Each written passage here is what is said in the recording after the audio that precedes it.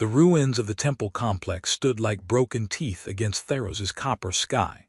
Ancient stone walls pockmarked with plasma scoring from battles fought weeks or months or maybe years ago. Sergeant Marcus Webb couldn't tell anymore. The war had a way of making time feel like something that happened to other people in other places, where things made sense. Here, in the contested zone between human forward positions and Thyrosian clan territories, time was measured in heartbeats between mortar strikes and the number of hours you could go without sleep before your hands started shaking too badly to hold a rifle steady. Marcus pressed himself against what remained of a carved pillar, trying to control his breathing while his pulse hammered against his throat. The ambush had come out of nowhere, Thyrosian warriors materializing from cover his unit should have scouted, plasma fire turning the afternoon into strobing chaos. He'd become separated during the retreat, taking a wrong turn through rubble that all looked the same. And now, he was alone in hostile territory with a nearly empty medical kit and ammunition that wouldn't last through another sustained engagement. Outstanding tactical decisions, Webb, he muttered to himself, checking his rifle's charge indicator and discovering it was exactly as low as he'd feared. Really stellar work. Parents would be so proud. The silence after combat was almost worse than the fighting. It carried weight, pressed against eardrums still ringing from explosions, and made every small sound. Wind through broken stone, distant artillery that might be kilometers away or might be close enough to matter, feel amplified and threatening. Marcus knew he should move, should try to make it back to human lines before nightfall. But exhaustion and tactical caution warred with each other in his head, while his legs voted strongly for just sitting down for 5 minutes. He was about to overrule his legs when he heard it. A sound that definitely wasn't wind or distant combat. A wet, rattling breath that spoke of serious injury and failing respiratory function. Medical training kicked in before military protocol could object, and Marcus moved toward the sound with his rifle raised but his finger off the trigger. Behind a collapsed section of wall, half buried in rubble and definitely dying, lay a Thyrosian warrior.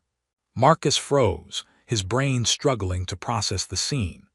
Thyrosians were the enemy, tall, elegant, deadly fighters whose rigid honor culture had led to 3 years of brutal territorial war over a planet neither side could afford to lose. This one was female, her armor shattered in ways that looked deliberate rather than combat damaged, and her long ears, those distinctive features that marked her species, were torn and bleeding. She'd been left here, abandoned. His medic instincts cataloged injuries automatically. Plasma burns across her torso, compound fracture visible in her left leg, probable internal bleeding based on the discoloration around her ribcage. Blood loss significant enough that shock would be setting in soon if it hadn't already.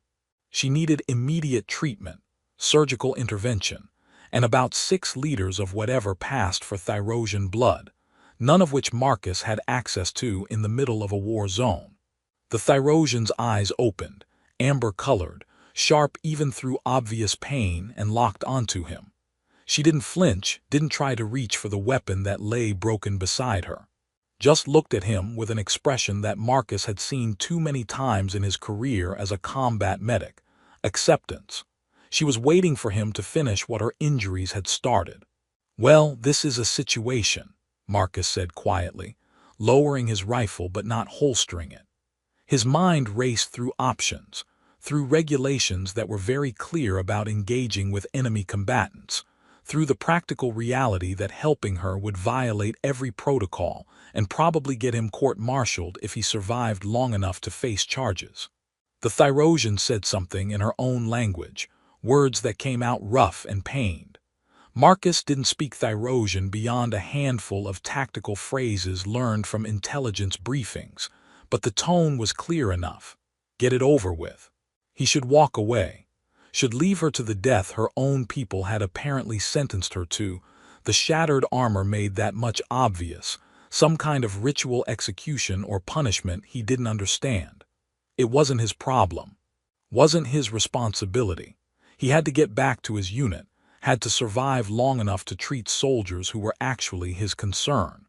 Marcus knelt beside her anyway, setting his rifle down within reach but opening his medical kit instead. "I'm going to regret this," he told her, his hands already moving through triage assessment. "We're both going to regret this, but I've spent 3 years patching up holes in people, and I'm apparently constitutionally incapable of watching someone bleed out when I have the skills to help." The Thyrosian stared at him with those amber eyes gone wide with something that might have been confusion or might have been the early stages of shock. Marcus ignored her, focusing on stopping the bleeding from the worst wounds first. His medical supplies were designed for human physiology, but biology was biology. Pressure points worked roughly the same. Coagulants had universal applications, and pain was pain regardless of what species was experiencing it. "This is going to hurt," he warned, applying wound sealant to the plasma burns. The Thyrosian made a sound that was probably a Thyrosian curse but didn't pull away. Tough, Marcus thought. Fighters usually were. "I don't know what you did to make your people leave you out here, but it must have been significant. We don't just abandon wounded. Then again, we also don't have the kind of honor culture that results in ritual armor breaking, so maybe I'm not qualified to judge." He worked in silence after that, his hands moving with the practiced efficiency of someone who'd done this too many times in too many terrible circumstances. The Thyrosian watched him through half-closed eyes, her breathing gradually stabilizing as shock treatment and pain management took effect. When Marcus finally sat back, his supplies significantly depleted, and his hands stained with blood that was darker than human red, she was still alive. Probably would stay that way for a few more hours at least, maybe longer if infection didn't set in. "Okay," Marcus said, more to himself than to her. "Now what?" The Thyrosian spoke again, still in her own language but slower this time. Marcus caught one word he recognized from intelligence briefings. "Cathan." "Why? Why am I helping you?" Marcus translated, hoping he'd understood correctly. "Because leaving people to die when I can help is against my personal code of not being a terrible human being. It's probably against several regulations and definitely against my survival instincts, but here we are." He pulled out his canteen, offered it to her carefully. The Thyrosian eyed it with suspicion before accepting, drinking with the desperation of someone who'd been bleeding out for hours. When she finished, she said something else that Marcus didn't catch, but the tone was different. Less accepting of death, more confused by continuing to live. "Yeah, I don't understand the situation either," Marcus agreed. "But the way I see it, we have a few options. 1. I leave you here and you die within a few hours. 2. I try to get you back to human lines and we both probably die, plus I get court-martialed if we don't. 3. I find somewhere to hide us both until you're stable enough to make better decisions about your immediate future." I'm leaning toward 3. The Thyrosian's ears tilted in different directions, one forward, one back, in what Marcus couldn't interpret but assumed was some kind of emotional response. She tried to sit up, managed about halfway before pain and weakness made her collapse back against the rubble with a gasp that needed no translation. "Yeah, you're not going anywhere under your own power," Marcus said, making calculations about weight and distance and his own exhausted state. "Which means I'm going to have to carry you, which is going to be exactly as fun as it sounds for both of us. The good news is there's an abandoned supply depot about 2 clicks from here that might still have usable shelter. The bad news is everything else about this situation." He carefully lifted the Thyrosian. She was lighter than he expected, all lean muscle and efficient biology, and felt her tense against him before exhaustion, and injury won over pride or fear or whatever emotion was running through her head. Marcus adjusted his grip, securing his rifle across his back with practiced efficiency, and started moving through the ruins. "For the record," he said quietly, navigating around rubble and trying not to jostle his passenger too badly, "I'm Sergeant Marcus Webb, combat medic, originally from a place called Nevada which you've definitely never heard of.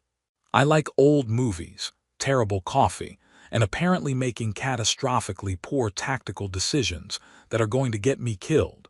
Since we're going to be spending quality time together, you might as well know who's carrying you toward either salvation or mutual disaster. The Thyrosian said something that sounded like it might be her name, but Marcus's Thyrosian was inadequate to catch it properly. He'd figure it out later, assuming they survived the next few hours. The sunset turned Thyros's sky from copper to deep crimson as Marcus moved through the wasteland, carrying an enemy soldier toward uncertain shelter, violating every protocol he'd ever been taught, and feeling strangely certain that he'd just made the only choice his conscience would have allowed. Some decisions weren't about tactics or survival. Some decisions were about maintaining the pieces of yourself that made survival worth the effort.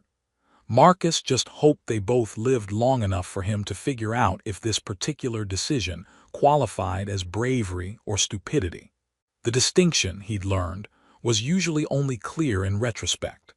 The supply depot was less depot and more three walls and optimistic thinking, but it had a roof that mostly kept out the elements and enough structural integrity that Marcus felt reasonably confident it wouldn't collapse on them during the night. Small victories. He'd take them. Getting the Thyrosian woman inside without aggravating her injuries had required careful maneuvering and several creative applications of physics that his instructors back at Basic would have found either impressive or horrifying. Now she lay on his thermal blanket, his only thermal blanket, he noted with the part of his brain that was keeping score, while he did another assessment of her wounds by the light of his portable lamp. "Okay, so the good news is you're not dead," Marcus said, checking the wound seals he'd applied earlier. They were holding, which was minor miracle considering they were designed for human tissue. The bad news is pretty much everything else. You've got plasma burns, a broken leg, probable internal injuries, and you're in enemy territory with only a human medic who has no idea what proper Thyrosian medical care looks like.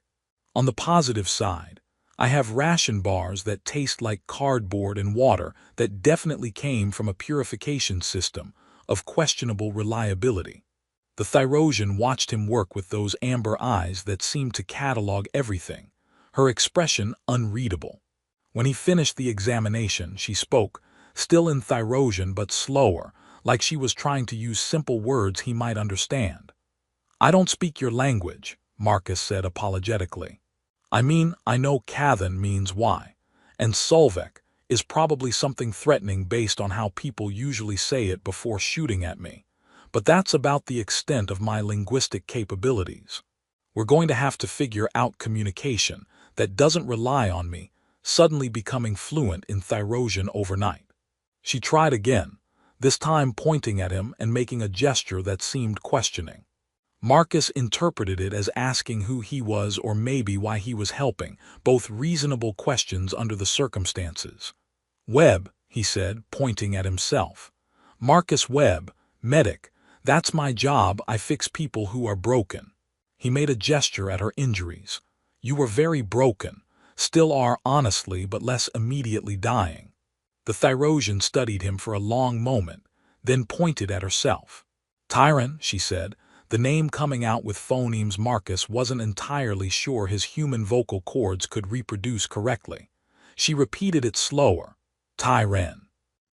"Tyren," Marcus attempted, probably mangling the pronunciation but trying. "Okay, Tyron, that's good. Names are good. Makes this slightly less awkward than 'Hey you, enemy soldier I'm illegally providing medical care to.'" Something that might have been amusement flickered across Tyron's face before pain reasserted itself. She said something else in Thyrosian, her tone shifting to what sounded like a question, and Marcus caught the word that had become familiar. "Cathan, why am I helping you?" Marcus sat back, running a hand through his hair. "Honestly, because I'm tired, Tyron. I'm tired of watching people die. I've spent 3 years in this war patching up soldiers just to send them back out to get shot again. I've lost count of how many faces I can't save, how many names I try to remember during the few hours I manage to sleep. And when I found you, left to die by your own people, I just couldn't. Maybe it's stupid. Probably is stupid. But I'd rather be stupid and alive with a clear conscience than smart and haunted by another face I could have helped but didn't. Tyron listened to his rambling with focused attention, and Marcus suspected she understood more than her language skills immediately suggested. Intelligence he'd learned transcended vocabulary. When he finished, she spoke again, and this time her tone carried something different, not gratitude exactly, but perhaps a grudging respect for honesty. The night passed slowly.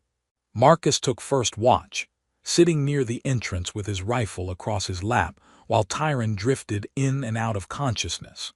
When he was reasonably certain no patrols were in the immediate area, he allowed himself to doze, trusting his combat instincts to wake him at the first sign of trouble. He woke to pre-dawn light and the realization that Tyron was awake, watching him with those analytical amber eyes. Marcus straightened, checking for threats before addressing her. "Morning. You look slightly less like you're dying, which I'm choosing to interpret as medical success." Tyron said something in Thyrosian, then seemed to think better of it. She tried again, forcing words out in heavily accented but recognizable English. "Why you save enemy?" Marcus blinked, surprised. "You speak English." "Small," Tyron said, holding up her hand with thumb and forefinger closed together. "Learn, in training, no enemy." She struggled with the words, frustration evident. "Not good speak." "It's better than my Thyrosian, which is essentially non-existent," Marcus assured her. "And to answer your question, because you needed help and I could provide it. That's more important to me than what uniform you wear, or wore. Your people kind of took that away, didn't they?" Tyron's expression darkened, her ears tilting back in what Marcus was learning to read as anger or shame, possibly both. She touched the shattered remains of her armor, then said something in Thyrosian that sounded like it contained significant profanity. "I'm guessing that's not a happy story," Marcus said. "Arranged." "Marriage," Tyron forced out in English, each word clearly costing effort. "Clan, alliance, political." She met his eyes and there was bitter pride in her expression. "I refuse," they cast out. "Dishonor, leave to die." Marcus felt anger kindle in his chest. "They left you to die because you wouldn't marry someone you didn't want to marry. That's the crime. Wanting autonomy over your own life." "The Thyrosian way," Tyron said with a shrug that turned into a wince of pain. "Individual, less than clan, I know, consequences, choose anyway." "Well, your clan can go to hell," Marcus said bluntly. "Anyone who abandons their own people for having personal agency deserves whatever karma the universe sends their way." Tyron tilted her head, clearly not understanding all the words but catching the sentiment. Something that might have been gratitude flickered across her features before she suppressed it. "You, different, human. Yeah, humans have our own problems, but we generally frown on leaving people to die over marriage disputes." Marcus pulled out 2 ration bars, offering one to Tyron. "Here, tastes like cardboard mixed with sadness, but it's nutrition. You need to eat if you're going to heal." Tyron accepted the ration with obvious suspicion, examining it like it might be poisonous before taking a cautious bite. Her expression suggested that Marcus's description of the taste was, if anything, generous. But she ate, and Marcus counted that as progress. They spent the day hiding in the depot while Tyron's condition stabilized, and Marcus made plans to move them deeper into neutral territory. Communication remained halting. Tyron's English improved through necessity. Marcus learned a handful of Thyrosian phrases through repetition, but understanding grew in the spaces between words. Tyron had a sharp sense of humor that emerged when she mocked his attempt to pronounce Thyrosian correctly. Marcus discovered she'd been a clan scout, specializing in stealth operations, which explained how she moved so quietly when she did move. "Must be nice," Marcus said as they shared another terrible ration bar during what passed for evening. "Being naturally stealthy. I sound like a human-shaped bag of rocks falling downstairs when I try to move quietly. The Tyron made a sound that might have been a laugh. You, loud, very loud, surprise, enemy not here from orbit. Okay, that's just mean. Accurate but mean. Marcus grinned despite himself. I'll have you know I passed all my stealth training courses. Barely, but I passed. Barely, Tyron repeated, clearly enjoying the word. Her ears tilted forward in what Marcus was starting to recognize as amusement or interest. Human. Always loud, talking, never quiet. We're a social species. We process through verbal communication. Marcus gestured expansively. Besides, silence is overrated. Silence is where all the uncomfortable thoughts live. Talking keeps them at bay. Tyron studied him with those perceptive eyes. You have many uncomfortable thoughts. 3 years of war. Yeah, I've accumulated a collection. Marcus looked out at the darkening sky. But right now, I'm mostly thinking about how to keep us both alive long enough to get you proper medical care and me back to my unit, without getting shot by either side. It's a tactical puzzle. Why care? Tyron asked quietly. I am enemy, you save, you risk, everything, why? Marcus considered the question, the same one she'd asked in various forms since he'd found her. Because leaving you to die would have made me someone I didn't want to be. And because your people abandoned you for choosing yourself over their political needs, which makes them wrong and you worth saving. Simple as that. Tyron was silent for a long moment, her expression complicated. Then she said something in Thyrosian, soft and serious, before translating haltingly. You are, Caliph, one who sees clearly, sees true worth. I'm just a medic doing what medics do, Marcus said, but he felt something warm kindle in his chest at the word, at the weight Tyron had given it.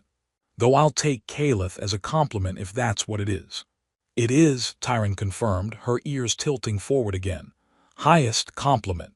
They sat together in the ruined depot as night fell over Thyros, two people who should have been enemies learning to be something else entirely. Marcus didn't have a word for it yet. Ally seemed insufficient, friend felt premature. But whatever it was, it mattered. And in a war where so little seemed to matter anymore, that felt like something worth protecting. 6 days into what Marcus had started calling the worst decision that somehow hasn't killed us yet. They were still alive. This qualified as either miraculous or deeply concerning depending on perspective. Marcus was leaning toward miraculous, though his dwindling supplies and the increasing number of close calls with patrols suggested concerning, might be more accurate. Tyron could walk now, though not without pain and not for extended distances. Her Thyrosian physiology was proving remarkably resilient. The plasma burns had sealed properly. The fracture was stabilizing, and while she still needed rest, she was no longer in immediate danger of dying from her injuries, which was excellent news medically and complicated news tactically, because it meant they could move faster, but also that Tyron was recovering her warrior capabilities. If she decided to turn on him, Marcus wasn't confident he could stop her. Not that she'd given any indication of hostile intent. If anything, the opposite. She'd started anticipating threats before Marcus noticed them, using hand signals she'd taught him to indicate patrol movements or dangerous terrain. She shared her knowledge of Thyrosian stealth techniques, showing him how to move with less noise and better balance. And she'd started talking more, her English improving rapidly through constant practice and what Marcus suspected was a naturally quick mind. You walk like injured Grusk, Tyron observed as they picked their way through a collapsed underground transit tunnel. A Grusk, Marcus had learned, was apparently some kind of Thyrosian pack animal known for being loud and clumsy. Heavy feet, number awareness of ground. In my defense, humans didn't evolve for stealth, Marcus said, trying to place his feet where she indicated and mostly succeeding. We evolved for endurance hunting and complex tool use. Sneaking came later, as a bonus feature. Bonus feature, Tyron repeated, seeming to enjoy the phrase. Human, full of bonus features, talking, loud walking, strange food that taste like suffering. Hey, military rations are an acquired taste. You acquire them by having no other options and strong survival instincts. Marcus paused as Tyron raised a hand in warning, both of them freezing while a patrol passed overhead. When the danger cleared, he continued more quietly. Though I'll admit, I'm looking forward to real food. Actual coffee. Maybe a meal that doesn't come in a vacuum-sealed package labeled with warnings about digestive distress. Tyron made that sound that was definitely a laugh now. You dream of food. I dream of many things. Food is high on the list. Also sleep in an actual bed, clean clothes, and not being shot at for 24 consecutive hours. Simple pleasures. Marcus adjusted his pack, feeling the weight of their reduced supplies. We're going to need to resupply soon. I've got maybe 3 days of rations left and medical supplies are running low. There is. Old Thyrosian supply cache, Tyron said after a moment's thought. 2-day travel, abandoned when war shift to new territory, may still have supplies. Can we access it? Won't it be locked or protected? I know codes, Tyron said with what might have been smugness. Scout privileges, they not, revoke when cast out, oversight. Their loss, our gain. Marcus studied her, noting how much she'd changed in less than a week. The defensive hostility had faded, replaced by something that looked almost like trust. Her ears no longer pinned back when he approached, and she'd started initiating conversation rather than just responding. Can I ask you something? And you can tell me to mind my own business if it's too personal. Tyron's ears tilted in that curious expression. Ask. Do you regret it, refusing the marriage, knowing what it would cost you? Tyron was quiet for a long moment, her expression contemplative. When she spoke, her English was careful but clear. I regret. They make me choose, regret. My clan value politics over individual worth, but refuse marriage. She met his eyes. No, I would do same again, living with dishonor by their measure, better than living as object for trade, you understand. Yeah, Marcus said quietly, I understand. And for what it's worth, I think you made the right choice. Brave choice. Brave or stubborn, Tyron said with a slight smile. Thyrosian not always see difference. Humans either, Marcus admitted. Most of history's biggest changes started with someone being too stubborn to accept the way things were. Sometimes stubborn is exactly what the situation needs. They walked in comfortable silence after that, navigating through the tunnel system toward uncertain resupply and whatever came next. Marcus found himself watching Tyron when he thought she wasn't looking. The way she moved with returning grace despite lingering injury. The way her ears shifted to track sounds he couldn't hear.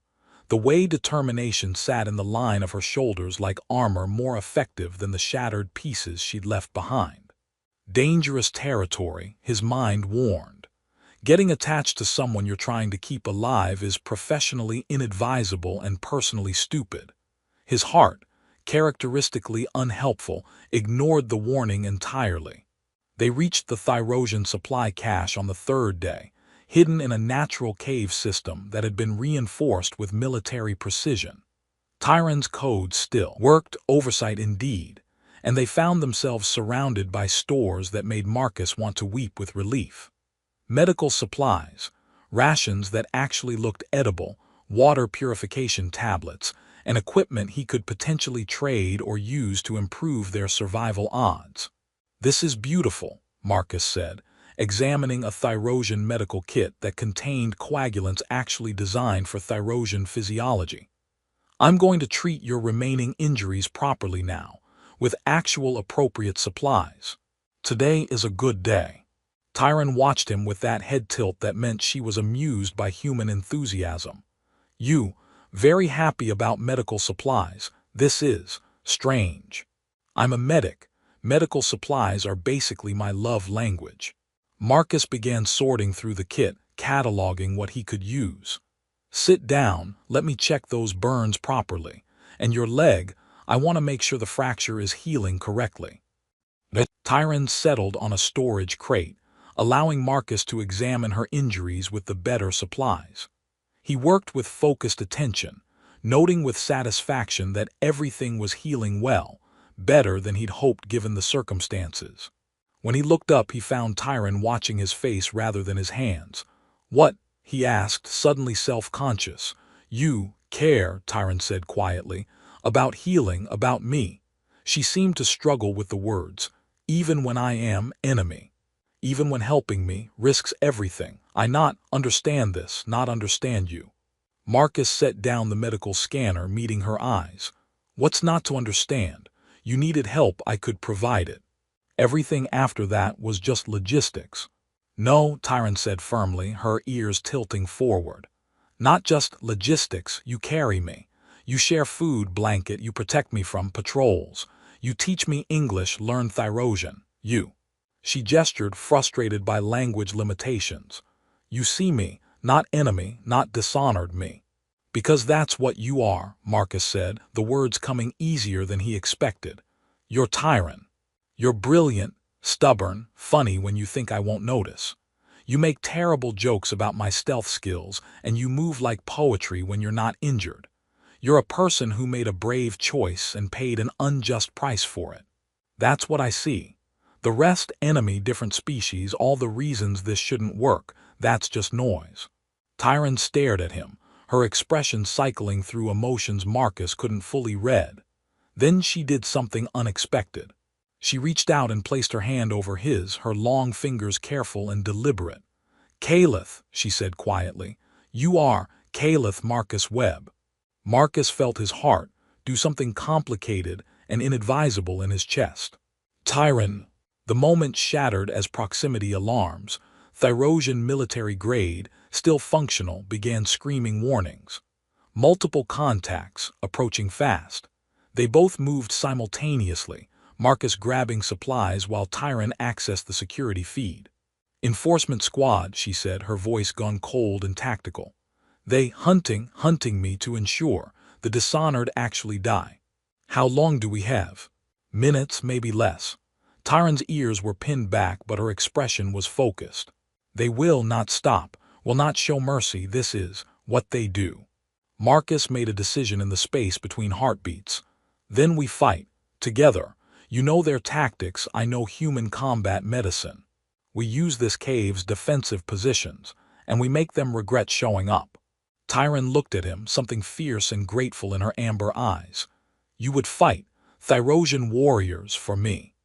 "That already saved you once," Marcus said, checking his rifle charge and finding it adequate for what was about to happen. "Might as well commit to the bit.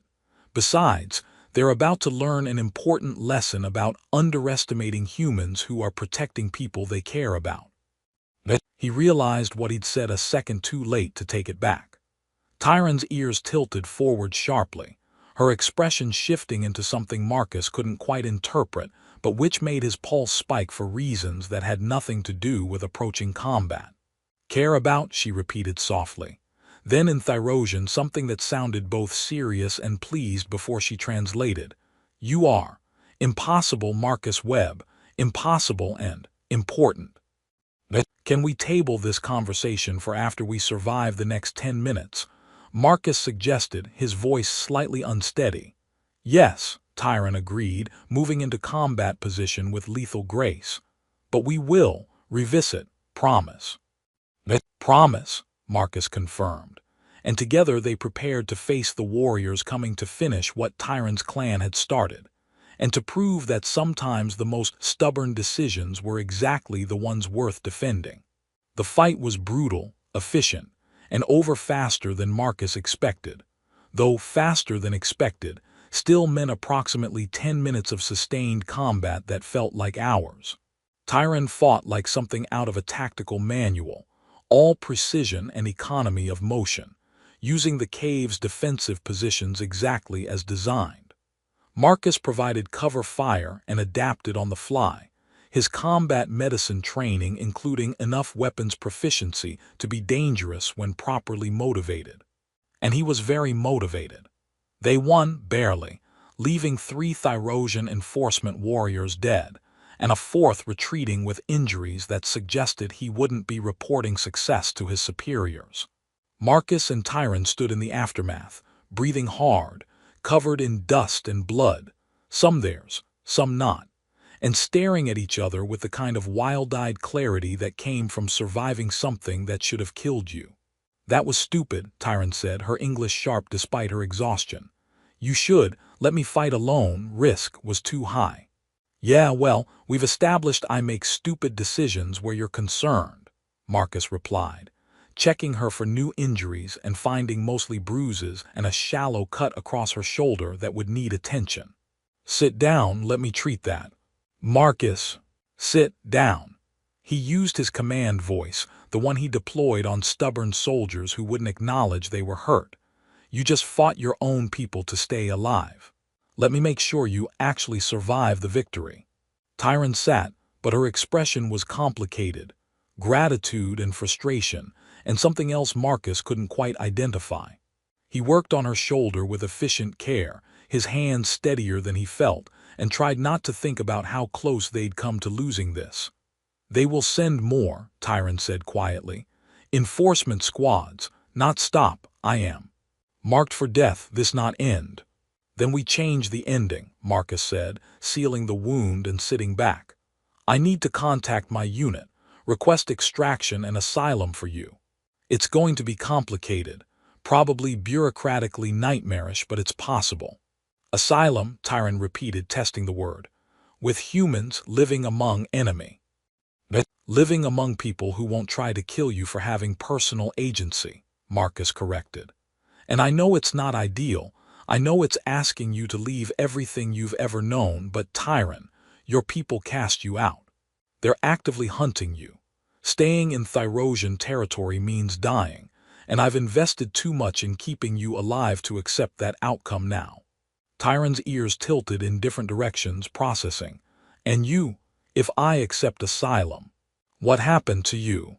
I go back to my unit, face whatever consequences come from unauthorized contact with enemy combatants, probably get reprimanded or reassigned." Marcus shrugged, trying for casual and not quite hitting it. "Worth it, though, you're worth it." "Cathan," Tyron said, reaching out to touch his face with careful fingers. "You say, that easy, like my worth is. Obvious thing, but to me. You are the one with obvious worth, you who save me, fight beside me, see me as person, not thing to discard." Marcus's breath caught as her hand lingered on his jaw, her touch gentle despite the warrior's strength he knew she possessed. "Tyron, in Thyrosian culture," she said quietly, her English more fluent now in the wake of adrenaline and emotion, "there is word, Caliph, means one who sees clearly, who looks past surface and tradition to recognize true worth. You are Caliph, Marcus, but also—" She struggled with the words, then continued in careful English. "You are more. You are reason I understand. That worth not defined by clan approval. That individual choice, have value.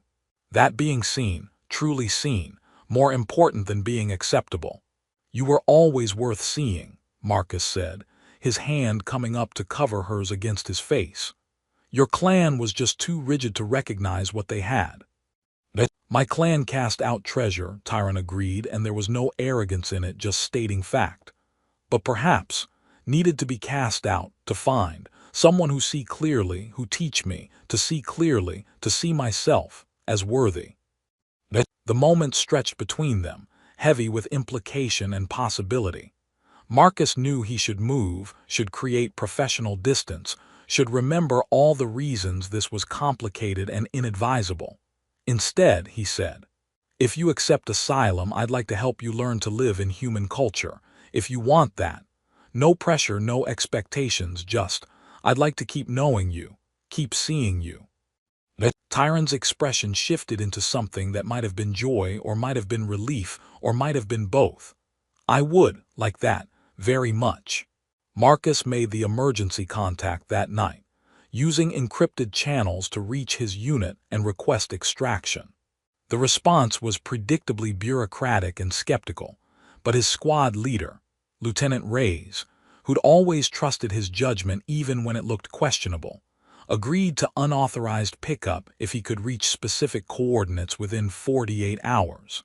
They traveled together through hostile territory one last time, moving with the synchronization they developed through necessity and refined through trust. Tyron taught Marcus the last of her stealth techniques. Marcus shared stories about Earth, about Nevada's deserts and his family and the world she'd be entering if asylum was approved. "Your planet's sound. Strange," Tyron observed as they rested in a canyon that provided good cover. "But also interesting, different from Thyro's." "Everything's different," Marcus agreed. "Food, culture, the way people interact. It'll be an adjustment. But humans are generally adaptable, and I suspect Thyrosians are too, especially stubborn ones who have already proven they can adapt to impossible circumstances." "Stubborn," Tyron repeated with clear satisfaction. "Yes, I am very stubborn." "I've noticed," Marcus said, smiling. "It's one of your better qualities." The extraction went wrong in exactly the way Marcus should have anticipated, but hadn't quite prepared for. The Thyrosian enforcement squad had tracked them, setting up an ambush at the extraction coordinates. The human evac team came under fire immediately, plasma bolts turning the landing zone into chaos. Marcus saw the plasma round coming, saw it tracking toward Tyron, who was focused on different targets, and his body moved before conscious thought could object. He threw himself between her and the incoming fire, taking the hit square in the chest. The world went white-hot pain, and then very distant, and Marcus discovered that plasma burns hurt significantly more than he'd thought they would, which seemed like important information that should maybe be included in training materials. He was aware of Tyron screaming something in Thyrosian, aware of being lifted with strength he kept forgetting she possessed, aware of movement and noise and the distinctive whine of evac ship engines. Then awareness became optional, and Marcus gratefully accepted unconsciousness as an alternative to the pain. He woke in a human medical facility, which he recognized by the distinctive smell of antiseptic and the slightly too bright lighting that all military hospitals seemed to favor. His chest felt like someone had tried to remove his ribcage with a plasma torch, which, he reflected, wasn't too far from what had actually happened. But the pain was manageable, which meant he was on good medications. "You're awake," a voice said, and Marcus turned his head to find Tyron sitting beside his bed, her expression relief and fury in equal measure. "You are, idiot, stupid human idiot who take plasma fire for me." "That seemed like a good idea at the time," Marcus managed, his voice rough. "Did we make it? Are you safe?" "We made it," Tyron confirmed, her ears tilting in that expression he now confidently recognized as affection. "I carry you. Fight through, enforcement squad. Get us both to evac ship. Refuse to leave your side when human military try to separate us. I may have threatened several people." "That's my girl," Marcus said with a weak smile. "Diplomatic incidents as bonding experiences." Tyron's ears tilted sharply forward. "Your girl." Marcus's brain, running on post-trauma and medications, took a moment to catch up with his mouth. "I mean, if you want to be." "No pressure. That was probably the drugs talking. I'm on a lot of drugs." "I want," Tyron said clearly, her hand finding his. "I want to be your person. You are my Caliph, my one who sees clearly, who see me when no one else would. Who protect me, save me, teach me. That worth not measured by clan approval but by individual choice and connection." "Then yeah," Marcus said, squeezing her hand gently. "You're my person. My Caliph too, actually. Because you taught me that some connections matter more than regulations or logic, or all the reasons they shouldn't work." Tyron leaned closer, her forehead pressing against his in a gesture Marcus didn't recognize but understood anyway. "They approve. My asylum, I am, refugee, cultural liaison, they say, help bridge, understanding between human and Thyrosian, they ask, if I have human contact who help me, adjust to culture." "I might know someone," Marcus said, unable to stop smiling despite the pain in his chest. "He's a medic, terrible at stealth, makes bad jokes, but he cares a lot about making sure you feel seen and valued." "He sound perfect," Tyron said, and Marcus could hear the smile in her voice. "When you are healed, will you help me learn this New world, learn to live, without clan but with you. Nothing I'd rather do, Marcus confirmed. Though fair warning, human culture is going to be weird for you. We have a lot of opinions about things, we talk constantly, and our food is either amazing or terrible with no middle ground. I survive. Plasma fire, broken bones, and being cast out by my people, Tyron said with clear confidence. I think I can. Survive human food and talking. Weeks passed. Marcus healed slowly but thoroughly. Tyron began her work as cultural liaison, her intelligence and adaptability proving valuable as humanity and Thyrosian clans started tentative diplomatic conversations. They learned each other's worlds, Marcus teaching her about Earth culture, Tyron sharing Thyrosian history and philosophy beyond what military briefings had covered. And in the quiet moments between official duties and medical recovery, they built something that had no precedent in either culture. A connection based not on political alliance or cultural expectation, but on choice, on seeing clearly, on recognizing that worth wasn't defined by who approved of you, but by who you chose to be and who chose to stand beside you. You know, Marcus said one evening as they sat in his quarters, reviewing diplomatic files and sharing what Tyron had decided was her favorite human food, pizza, which she'd approached with suspicion and embraced with enthusiasm.